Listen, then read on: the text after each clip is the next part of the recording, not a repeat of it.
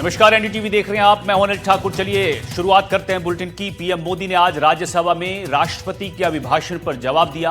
PM Modi ने इस दौरान भारतीय अर्थव्यवस्था की रफ्तार को लेकर कई बड़ी बातें कही। साथ ही पीएम ने कहा कि एक नया ग्लोबल वर्ल्ड ऑर्डर चेंज हो रहा है, दुनिया भारत की ओर देख रही है। साथ ही पीएम ने कांग्रेस पर जमकर निशाना साधते हुए कहा कि कांग्रेस के पास ना विजन है, ना ही कोई नीति है। और क्या कुछ पीएम मोदी ने कहा है, आपको सुनाते हैं।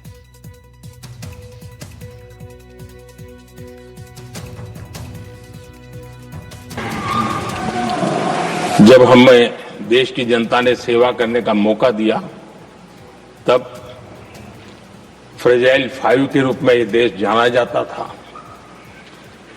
जब हमें अवसर मिला, तब देश आजाद हुआ, तब हम दुनिया में 6 नंबर की इकोनॉमी थे। लेकिन इन लोगों ने ऐसा एक हाल करके रखा कि 11 पे पहुंचा दिया। आज हम 3 पर जाने की दिशा में तेज गति से। कोविड के बाद विश्व में जो स्थितियां पैदा हुई और ऐसी नई नई चीजें जुड़ती गई, आज दुनिया संभल नहीं पा रही है। ऐसे में साफ साफ नजर आ रहा है कि दुनिया एक नए ग्लोबल ऑर्डर की तरफ, नए वर्ल्ड ऑर्डर की तरफ आगे बढ़ रहा है। सेकेंड वर्ल्ड वॉर के बाद एक वर्ल्ड ऑर्डर बना था, अब एक नए वर्ल्ड ऑर्डर की तरफ विश्व बहुत तेजी से आगे बढ़ रहा है। उधर जयपुर से आपको बड़ी खबर बताते हैं। बदमाशों ने ऑफिस में फायरिंग की है। किराए पर गाड़ी देने वाले ऑफिस पर यह फायरिंग का मामला सामने आया है। बाइक सवार बदमाशों ने 5 से 6 राउंड फायर किए। फायरिंग की घटना से इलाके में दहशत है। बाबा गैंग से जुड़े ये बदमाश बताए जा रहे हैं। सूचना पर शाहपुरा पुलिस मौके पर पहुंची है। पुलिस ने इलाके में कार्रवाई, नाकाबंदी करवाई है। शाहपुरा के वार्ड नंबर 6 का पूरा मामला है। तो राजधानी जयपुर से आपको खबर बता रहे हैं, जहां एक दफ्तर में फायरिंग का मामला सामने आया है। और आपको बता दें कि यहां किराए पर गाड़ी देने वाला कोई दफ्तर बताया जा रहा है, जहां ये फायरिंग का मामला सामने आया है। पूरा मामला आपको बता दें कि जयपुर के शाहपुरा के वार्ड नंबर 6 का मामला है। और मौके पर आप देख सकते हैं कि पुलिस को सूचना दी जाती है। पुलिस मौके पर पहुंची है। हिमांशु हमारे सहयोगी हमारे साथ जुड़ गए हैं। हिमांशु, फायरिंग का मामला आया है सामने और गाड़ी किराए पे दी जाती है उस ऑफिस में। शाहपुरा का पूरा मामला बताया जा रहा है। क्या कुछ अपडेट है आपके पास इसको लेकर? जी बिल्कुल, देखिए आपको बता दूं कि जयपुर ग्रामीण के शाहपुरा का ये पूरा मामला है, जहां वार्ड नंबर 6 के अंदर फायरिंग की वारदात सामने आई है। इस दौरान बाइक पर सवार 4 बदमाश ब्रदर्स टू ट्रेवलर्स की दुकान पर आए हैं और करीब 6 से 7 राउंड फायरिंग की है। और फायरिंग के दौरान है, हालांकि किसी के घातपात होने की खबर नहीं है, लेकिन फायरिंग करने के बाद है इलाके में दहशत का माहौल है। पुलिस ने मौके पर पहुंची है। सूचना के बाद में जो है गोली के खाली होल है वो बरामद किए गए हैं। फायरिंग के बाद जो बदमाश है वो मौके से फरार हो गए। फिलहाल जो पुलिस के आला अधिकारी है वो घटनास्थल पर पहुंचे हैं और घटनास्थल का मौका मुआयना किया है। आसपास के सीसीटीवी फुटेज भी खंगाले जा रहे हैं। साथ ही जो घटना है उसका भी सीसीटीवी फुटेज सामने आया, जिसके अंदर साफ दिखाई दे रहा है कि कुछ बाइक सवार बदमाश आते हैं और फायरिंग करके चले जाते हैं। पूरा मामला कितने बजे का है हिमांशु? जी देखिए आपको बता दूं कि अभी करीब शाम का ये पूरा मामला बताया जा रहा है और उसके बाद ही पुलिस है वो एक्शन में आई है। पुलिस मौके पर पहुंची है और जो घटनास्थल है उसका मौका मुआयना किया है। कई जो जनप्रतिनिधि है वो भी मौके पर पहुंचे हैं। अधिकारियों से बात की जा रही है। फिलहाल जो घटना की कारण है उसकी भी जांच की जा रही है। जी तो तस्वीरें आप देख सकते हैं, तस्वीरें एक्सक्लूसिव तस्वीरें किस तरह से यहाँ फायरिंग का मामला सामने आया है और पुलिस मौके पर है। बहुत बहुत शुक्रिया हिमांशु आपका इस जानकारी के लिए। तो ये एक्सक्लूसिव तस्वीरें आपको दिखा रहे हैं जयपुर ग्रामीण के शाहपुरा से, जहां फायरिंग का मामला सामने आया और इसका सीसीटीवी एनडीटीवी पर हम आपको सबसे पहले एक्सक्लूसिव दिखा रहे हैं। किराए पर गाड़ी देने वाला दफ्तर बताया जा रहा है और यहाँ पर ये बदमाश फायरिंग करते हैं। उसके बाद ये यहाँ से मौके से फरार हो जाते हैं। ये लाल घेरे के अंदर देखिए बदमाश किस तरह से यहाँ पर फायरिंग करता है और यहाँ से रफू चक्कर हो जाता है। इसकी सीसीटीवी तस्वीरें आपके सामने हैं। शाहपुरा के वार्ड नंबर 6 का पूरा मामला है। तो जयपुर ग्रामीण के शाहपुरा से आपको तस्वीरें दिखा रहे हैं, जहां फायरिंग का मामला सामने आया। एक दफ्तर पर फायरिंग की है बदमाशों ने और जिसके बाद ये फरार हो जाते हैं। पुलिस मौके पर है और जांच इसकी जारी है। बाबा गैंग से जुड़े बताए जा रहे हैं बदमाश और जिसके बाद अब नाकेबंदी कराई गई है पुलिस ने जगह जगह।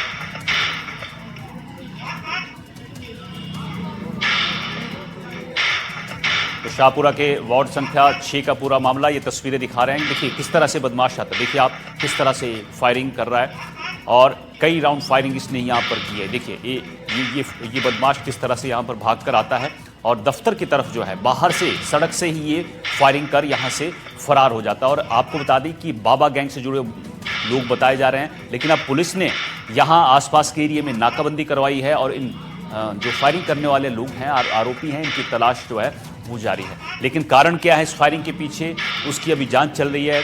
क्यों ये फायरिंग हुई, क्या कोई पैसे की डिमांड की गई थी या कोई इनके आपसी विवाद है, ये अभी तक साफ नहीं हो पाया है। लेकिन पुलिस इस पूरे मामले की जांच में जुटी है। ये एक्सक्लूसिव तस्वीरें आपको जयपुर ग्रामीण के शाहपुरा से बता रहे हैं, जहां किराए पर गाड़ी देने वाले दफ्तर में फायरिंग का मामला सामने आया। ये देखिए लाल घेरे के अंदर आपको बदमाश दिख रहा है, किस तरह से यहाँ पर ये बदमाश भाग कर आता है और कई राउंड फायरिंग करके यहाँ से फिर ये भाग जाता है। इसके हाथ में आप पिस्टल देख सकते हैं। एक्सक्लूसिव तस्वीरें आपको एनडीटीवी पर दिखा रहे हैं। किराए पर गाड़ी देने वाला दफ्तर है और शाहपुरा के वार्ड नंबर 6 का पूरा मामला बताया जा रहा है। तो फायरिंग की घटना से इलाके में दहशत है। बड़ी खबर आपको जयपुर ग्रामीण से बता रहे हैं, जहां शाहपुरा के वार्ड नंबर 6 में अचानक एक शख्स आता है। उसने मुंह पर कपड़ा बांध रखा है और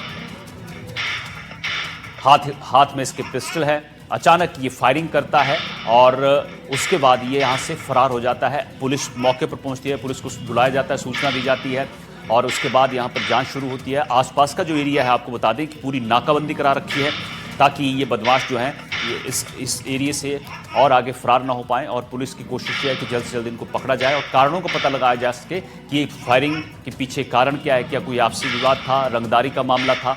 बाबा गैंग से जुड़े हुए लोग बताए जा रहे हैं और पुलिस का कहना है कि हम जल्द ही इसका खुलासा करेंगे। हिमांशु हमारे सहयोगी एक बार फिर हमारे साथ जुड़ गए। हिमांशु, सीसीटीवी फुटेज सामने आई है और इसमें साफ दिख रहा है कि एक बदमाश जो है अचानक भागकर आता है और कई राउंड फायरिंग यहां पर करता है और उसके बाद ये फिर फरार हो जाता है।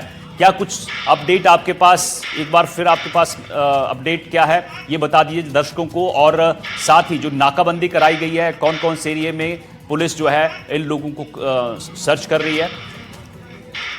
जी बिल्कुल, देखिए आपको बता दूं कि ये जो है पूरा मामला है, इसके अंदर करीब 6 से 7 राउंड है फायरिंग की गई है। वार्ड नंबर 6 की पूरी घटना है और यहाँ पर जो एक ब्रदर्स टूर एंड ट्रेवल्स की दुकान है वहाँ पर ये फायरिंग की गई है।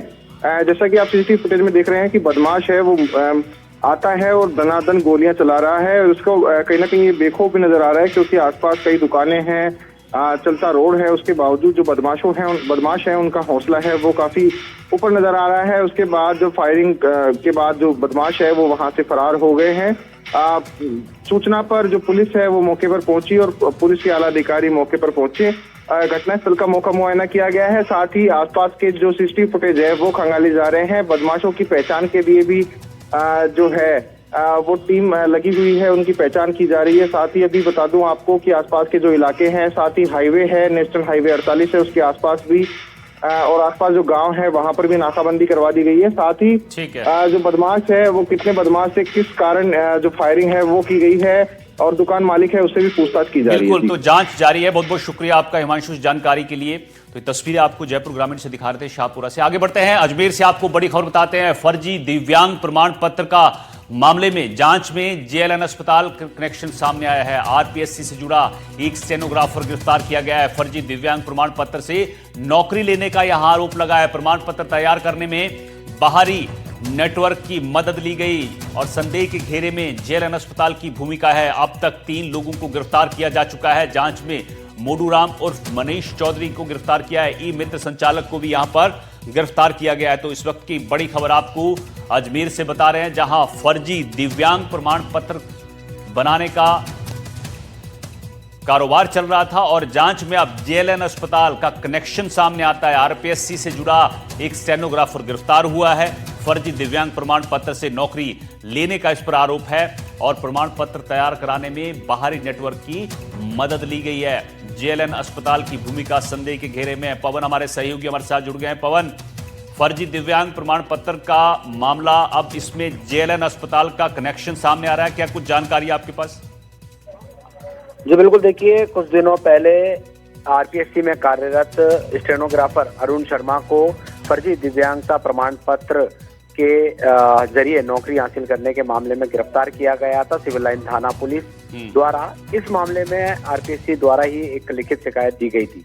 उसकी निशानदेही पर एक ई मित्र संचालक को गिरफ्तार किया गया और आज उसकी निशानदेही पर तीसरा आरोपी जो कि नागौर के आसपास रहता है उसको यहाँ पर गिरफ्तार किया गया है। और ये जो तीसरा आरोपी है जेएलएन अस्पताल में मरीजों के जो बेड होते हैं, पलंग होते हैं, उन पर जो बिस्तर होते हैं उसकी साफ सफाई का कार्य यहाँ पर करता था। उस व्यक्ति द्वारा अन्य व्यक्ति से सील और साइन यहाँ पर करवाए गए हैं। उसकी जांच सिविल लाइन थाना पुलिस द्वारा की जा रही है और इस मामले में अन्य और भी गिरफ्तारी होने की यहाँ पर आशंका जताई जा रही है। सिविल लाइन थाना प्रभारी गिरिराज का कहना है कि दोनों स्टेनोग्राफर और ई मित्र संचालक को आज माननीय न्यायालय के समक्ष पेश किया गया, जहां से दोनों को न्यायिक अभिरक्षा में भेज दिया गया। वहीं आज जो जेएलएन हॉस्पिटल में ठेकाकर्मी के साथ काम करता था मोडू राम, उसको आज गिरफ्तार किया गया है और उससे पूछताछ की जा रही है कि वह सील और साइन यहाँ से ही लगाए गए थे या अलग कहीं सील और साइन सील जो होती है सर्टिफिकेट पर लगाने वाली वो कहीं अलग जगह से बनवाई गई थी। तो ये पूरा मामला यहाँ पर अभी जांच जारी है। मोडू राम जो तीसरा आरोपी गिरफ्तार किया गया है उससे पूछताछ लगातार जारी है। ठीक है, बहुत बहुत शुक्रिया आपका इस जानकारी के लिए। लेकिन यहाँ पे जांच अधिकारी का क्या कहना है वो सुनाते हैं आप। उसके नाम से बनाया है, इन्होंने उस सर्टिफिकेट में जेएलएन का नाम उसमें उसके नाम से बनाया है, जिसमें ये तफ्तीश जारी है कि इन्होंने लास्ट कहाँ इन चीज़ों को बना के जेएलएन की सीलों को यूज किया, उस संबंध में अनुसंधान किया जा रहा है। सर इसमें और भी है क्या कोई? इसमें इसके बाद ही 3 तारीख को हमने एक रामनिवास जो ई मित्र संचालक था जिसने अरुण शर्मा का सर्टिफिकेट बनाने के लिए पैसे लिए और पैसे लेने के उपरांत अगले एक मोडूराम करके था उससे संपर्क करके वो सर्टिफिकेट बनवाया था। इसमें रामनिवास को हमने 3 तारीख को गिरफ्तार किया। आज हमने एक मोडूराम को भी गिरफ्तार किया, जिससे अनुसंधान किया।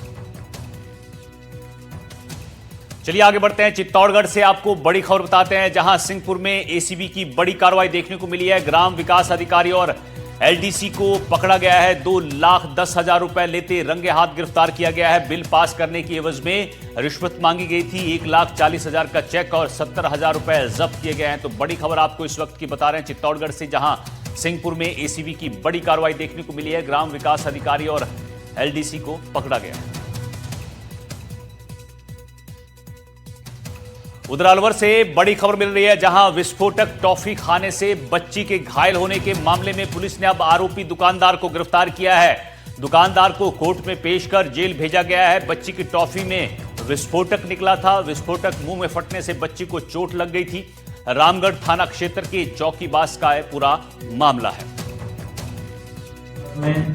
एक 3 साल की बच्ची का कोई विस्फोटक पदार्थ से चेहरे मुंह पे विस्फोट हो गया था, जिसमें आरोपी को गंभीर धाराओं में प्रकरण दर्ज कर गिरफ्तार कर लिया गया है, जिससे पूछताछ करने के बाद में जेल भिजवाया गया।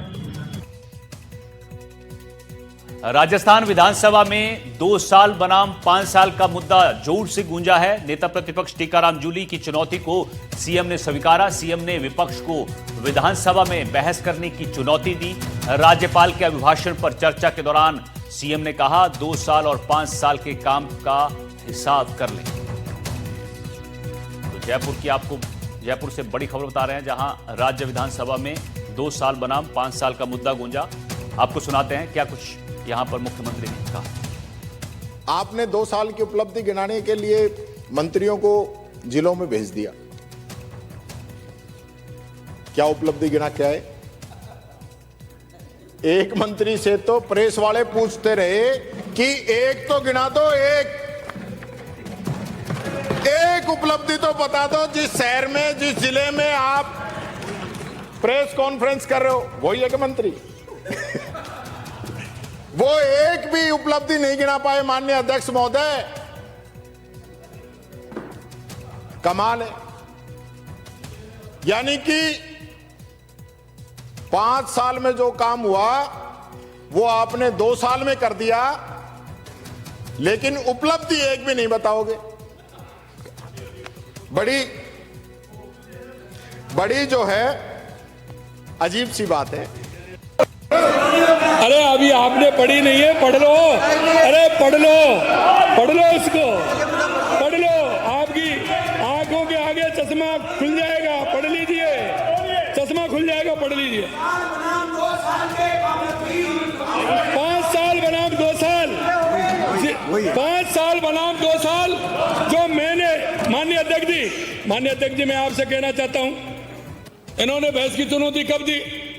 जब मैंने जनता में जाकर के और मेरे भाषणों में कहा, मैंने ये कहा कि हमने इतने काम कांग्रेस ने 5 साल में नहीं किए, हमने 2 साल में किए हैं। इन्होंने उस दिन मेरे को चुनौती दी थी, एक जनप्रतिनिधि, एक प्रदेश का सेवक होने के नाते मैं उस जनप्रतिनिधि और प्रदेश का सेवक होने के नाते इस चुनौती को मैं स्वीकार करता हूं। सीएम की चुनौती पर पीसीसी चीफ डोटासरा ने पलटवार किया है। 2 साल बनाम 5 साल की चुनौती पर डोटासरा ने कहा 2 साल बनाम 2 साल पर भी बहस कर लें। मुद्दों से भटकाने की राजनीति यहां पर सरकार कर रही है। हम तो जो उन्होंने कहा है, हमने कहा है कि 2 साल बनाम 5 साल, हम तो कह रहे हैं कि 2 साल बनाम 2 साल पे भी चर्चा कर लेंगे। हम साबित कर देंगे इस सदन के अंदर, अगर ये चर्चा कराते हैं तो इनकी मंशा चर्चा कराने की नहीं है, एक गोला फेंकने की, जो नकली गोला फेंकने की बात थी। 2 साल के अंदर ये खुद ही कह रहे हैं कि 1727 या 23-22 में से 800 ही घोषणाएं जो है वो, और बाकी कह रहे हैं पाइपलाइन में, तो फिर बातें किस बात की करें? हमारा ऐतराज इनका ये था कि आप कह रहे हो 5 साल के बराबर 2 साल में कर दिया। हमने कहा हमने 2 साल में किया, वो ही नहीं किया आपने तो, और आपने तो अपने बजट की घोषणाएं पूरी नहीं की। 2 बजट आपने जो भी पेश किए उनकी घोषणाओं की क्रियान्वित आप नहीं करा पाए, तो आप किस बात की बात कर रहे हो? वहीं चुनौती के मुद्दे पर अब सत्ता पक्ष और विपक्ष आमने सामने हो गए हैं। नेता प्रतिपक्ष टीकाराम जूली और बाल मुकुंदाचार्य ने क्या कुछ कहा है वो भी आपको सुनाते हैं। कोई चुनौती स्वीकार नहीं की, गुमराह करने की बात कर रहे हैं। एक अपने कामों की 10 कामों की लिस्ट बनवा के और उसको विधानसभा में रख रहे हैं और कह रहे हैं इस पे आप यहाँ पे चर्चा कर लो, मैं चुनौती स्वीकार करता हूँ। तो ये तो गलत बात है ना, कि मैदान भी तुम्हारा, एम्पायर भी तुम्हारा, खेल भी तुम्हारा, और यहाँ बस एरिया भी तुम्हारा और इसमें चर्चा कर लो। ये नहीं, हमने चुनौती, आपने कहा कि मैंने कांग्रेस सरकार के 5 साल से के जो काम हुए हैं वो हमने 2 साल में पूरे कर दी। मैंने कहा इस बात पे चुनौती स्वीकार करें और कहीं भी चर्चा करा लें। आज उन बातों पे चर्चा नहीं कर रहे हैं। मैं फिर कह रहा हूं, चुनौती दे रहा हूं कि मुख्यमंत्री जी पूरे काम की चर्चा करा लीजिए। आप अपनी करो, हम हमारी करेंगे, पता चल जाएगा, दूध का दूध पानी का पानी हो जाएगा। आज जो 2 वर्ष में ऐतिहासिक काम राजस्थान सरकार ने किए और राज्यपाल के अभिभाषण पर आज जिस प्रकार से जवाब आदरणीय मुख्यमंत्री भजनलाल शर्मा साहब ने विपक्ष को दिया और चुनौती देकर विपक्ष के सामने 2 साल का 24 महीनों का कार्य भी रखा और इस पर चर्चा कर लीजिए और इन कामों की और आपके काम की तुलना करके जांच कर लीजिए। तो विपक्ष के पास आज कहने को कुछ नहीं था। राजस्थान विधानसभा में राम का नाम गूंजा है। राम नाम को लेकर पक्ष विपक्ष में घमासान शुरू हो गया है। पंचायत चुनाव के बहाने यहां पर टीकाराम जूली ने राम का नाम लिया है। पंचायत चुनाव में सरकार का होगा जी राम जी, ये जूली ने कहा है। जी राम जी पर जूली ने आगे कहा कि सीएम ने पलटवार किया है। विपक्ष को राम के नाम से दिक्कत क्यों है, ये सीएम भजनलाल शर्मा ने सवाल पूछा है। सुनाते हैं आपको क्या कुछ कहा। आप चुनाव क्यों नहीं करा रहे? चुनाव कराने में आपको क्या दिक्कत है? वही आरटीपी ले गया जिसको मदन जी राठौड़ ने लगवाया था, इन्होंने हटवा दिया। वही है। तो ये जो बात है आपको समझनी पड़ेगी। और आप जो है वो तहसीलदारी नहीं लगा पाए अब तक अपने क्षेत्र में। यानी मुख्यमंत्री जी के विधानसभा क्षेत्र में तहसीलदार की पोस्ट तभी से खाली है, नवंबर से ही, फरवरी आ गया, तो हम दूसरी जगह का क्या सुशासन देंगे? जी राम जी, मेरे को ऐसा लगा है सरकार की भी जयराम जी हो गई है। आप भाजपा वालों से लड़ लीजिए, लेकिन राम से मत लड़िए, और नहीं तो तुम्हारा साफ हो जाएगा। वो राम से लड़े बिना नहीं माने, और आप देख रहे हैं स्थिति क्या हो रही है। और आज भी मैं कहना चाहता हूं, चाहे बीबी जी राम जो, चाहे राम जल सेतु हो, अरे भाई राम जी सबके रोम रोम में बसते हैं, इसलिए राम जी से मत लड़िए। लड़ने के लिए हम भी बहुत हैं, भाजपा से लड़िए, कोई चिंता की बात नहीं है। और अगर राम जी से लड़ोगे तो वहां की दुर्गति हुई है, यहां भी होने वाली है। और मैं आज कह रहा हूं, 3 साल पहले राजस्थान विधानसभा में राज्यपाल के अभिभाषण पर चर्चा के दौरान शायराना अंदाज भी देखने को मिला, जहां एक और नेता प्रतिपक्ष टीकाराम जूली ने शायरी के जरिए सरकार को घेरा, तो वहीं सीएम ने इसका शायराना अंदाज में पलटवार भी किया। रोज जो चेहरे बदलते हैं लिबासों की तरह, कि रोज जो चेहरे बदलते हैं लिबासों की तरह, अब जनाजा जोर से उन लोगों का निकलना चाहिए। फूल बनकर जो जिया वो यहां मसला गया, जिसको फौलाद के साचे में डलना चाहिए। छीनता हो जब तुम्हारा हक कोई, उस वक्त आंख में आंसू नहीं सोला निकलना चाहिए। और जो गरीब, जो मेहनती युवा वो लाइन में खड़ा रह जाता, उस वक्त युवाओं की याद नहीं आई, वो नैतिकता की किताब नहीं खुली। उस